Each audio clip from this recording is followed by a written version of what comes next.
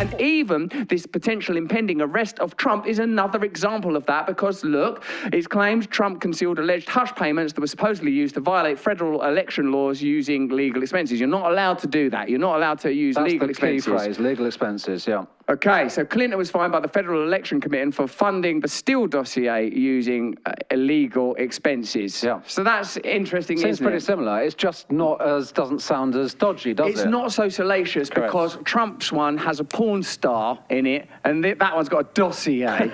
Ooh, a dossier. And dossiers famously require sexing up, like the dossier that was used to underwrite the illegal invasion of Iraq.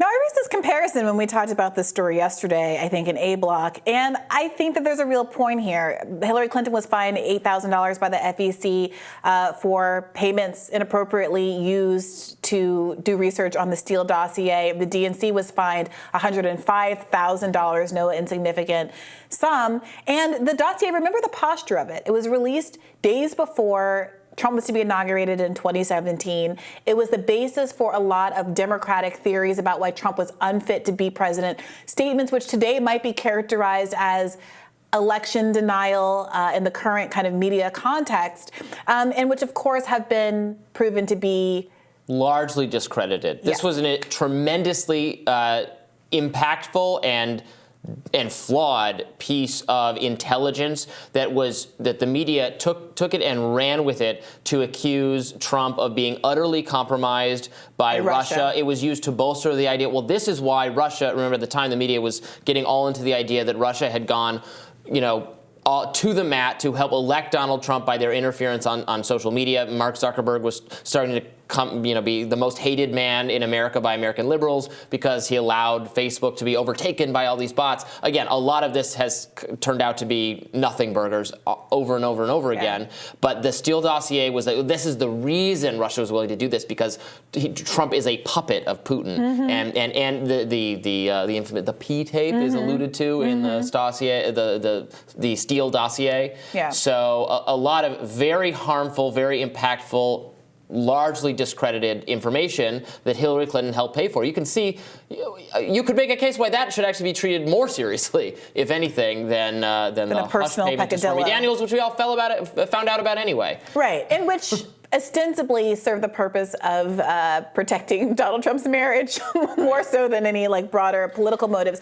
But look, also there's this question of, even if we accept bad action by Donald Trump and accept bad action for Hillary Clinton, what is the rationale for the penalty for Hillary Clinton being not locking her up, but this monetary fine, the $8,000 for Hillary Clinton personally, was a relatively modest amount?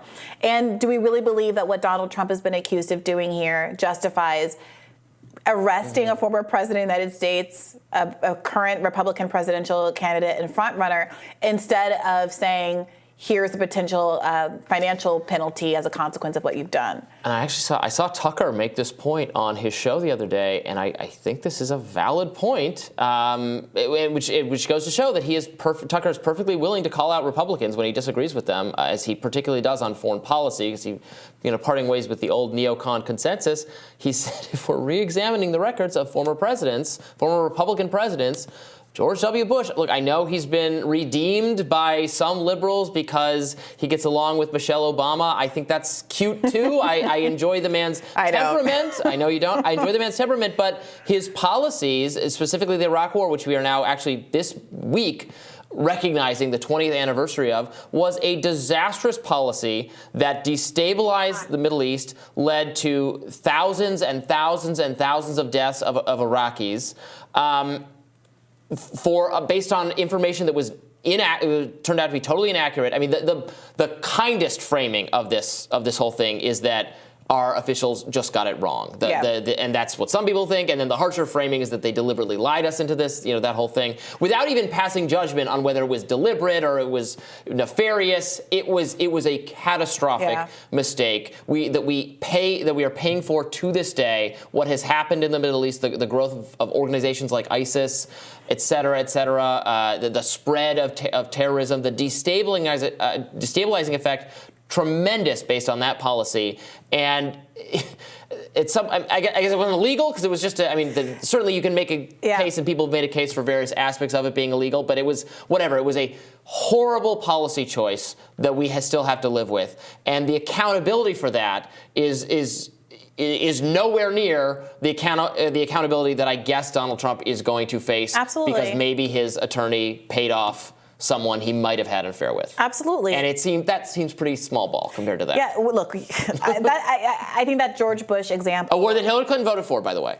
Yeah. We're spreading blame around. 100%. And I think that the George Bush example is really excellent. We're 20 years out from the beginning of the war in Iraq. We are 1 year out almost from that unforgettable George W. Bush gaffe. Do you remember when he was talking about the war in Ukraine?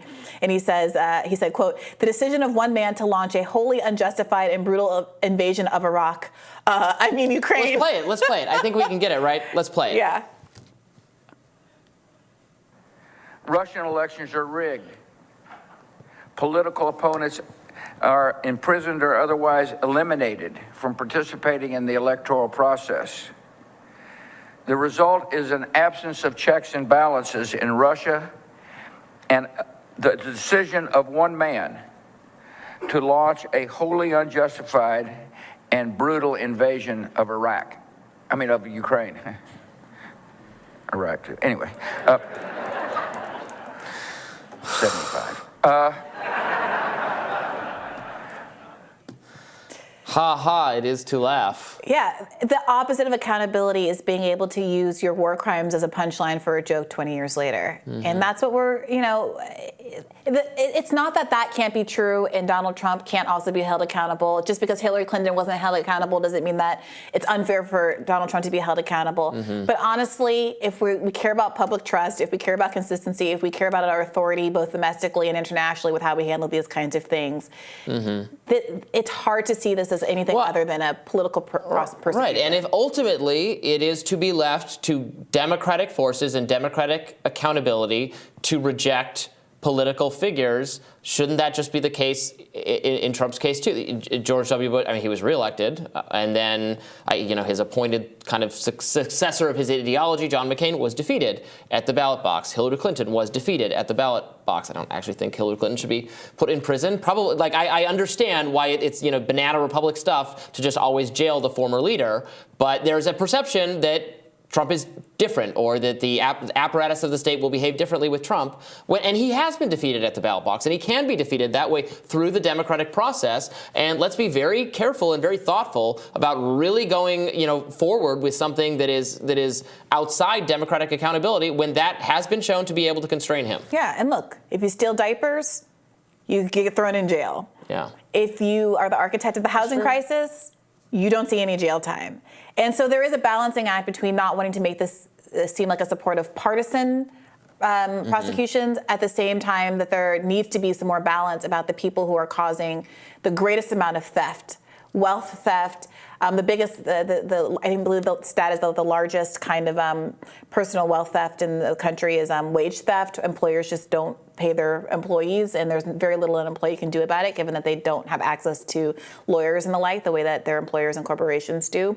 And that definitely we need to take a closer look at how to create equality there. Rich people absolutely do need to be serving jail time. We don't need to, I once overheard a judge say about a affluent white collar defendant, jail is worse for people like him.